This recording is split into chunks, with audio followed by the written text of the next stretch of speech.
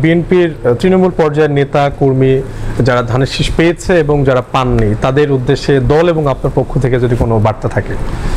বার্তা হচ্ছে দেশের বিএনপি, দেশনেত্রী বেগম খালেদা জিয়া, তারেক রহমান, বিএনপির লক্ষ কোটি নেতা কর্মীরা যে ত্যাগ স্বীকার করেছে সেটার ফল আগামী নির্বাচনের মাধ্যমে আমাদেরকে তুলে আনতে হবে। দেশে একটি গণতান্ত্রিক ব্যবস্থা ফিরিয়ে আনতে হবে এবং সেখানে বিএনপির ভূমিকা মুখ্য ভূমিকা। এই দলটি প্রথমে বাকশাল একদলীয় শাসন থেকে জিয়া রহমান সাহেব বহুদলীয় গণতন্ত্র এনেছেন, দেশনেত্রী বেগম খালেদা জিয়া সংসদীয় গণতন্ত্র ফিরিয়ে এনেছেন এবং গণতন্ত্রের জন্য লড়াই করে উনি 7 বছর 6 বছর জেলে ছিলেন এবং এরশাদের বিরুদ্ধে উনি একমাত্র নেত্রী যিনি শুরু থেকে শেষ পর্যন্ত গণতন্ত্রের লড়াই করে এরশাদকে বিতাড়িত করেছে।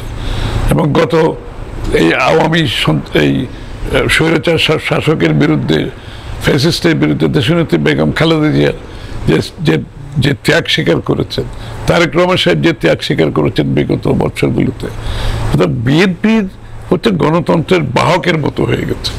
বিএনপি হচ্ছে গণতন্ত্রকে প্রোটেক্ট করার মতো পার্টি হয়ে গেছে।